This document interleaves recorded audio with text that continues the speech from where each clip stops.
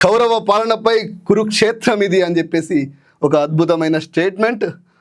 అరాచకాలు, దుర్మార్గాల, దుర్యోధన పాలన రేవంత్ది. వాటిపై భూ పోరాటం అనే యుద్ధం చేస్తున్న రైతులు పాండవుల లెక్క విజయాన్ని అందుకుంటారు. ముఖ్యమంత్రి ఆరాటం అంతా అల్లుడు అదాని కోసమే. రేవంత్ రెడ్డి దమ్ముంటే రాజీనామా చేసి నిలబడు. బీఆర్ఎస్కి 50,000 మెజారిటీ కన్నా ఒక్క ఓటు తగ్గినా రాజకీయ సన్యాసం తీసుకుంటా. నువ్వు సిద్ధమా? ఇంతకంటే ఈ దేశంలో ఇంత గొప్ప డీల్ నేను ఇన్లే ఇంతవరకు.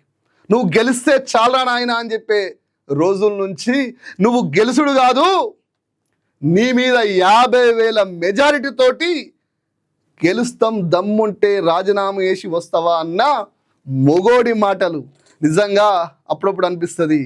మొగోడు మాట్లాడితే ఎట్లా ఉంటుంది, వీరుడు గర్జిస్తే ఎట్లుంటుంది. నిజంగా రేవంత్ రెడ్డి గుండెని అడుగుర్రి. ఈ డైలాగ్ విన్నాక నిజంగా రేవంత్ రెడ్డి రాత్రి నిద్ర వేయండో లేదో నాకు తెలియదు.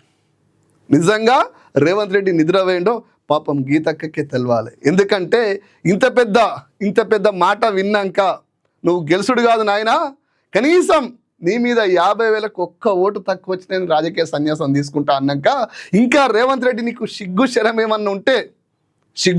ఏమన్నా ఉంటే వెంటనే రాజీనామా చేయి.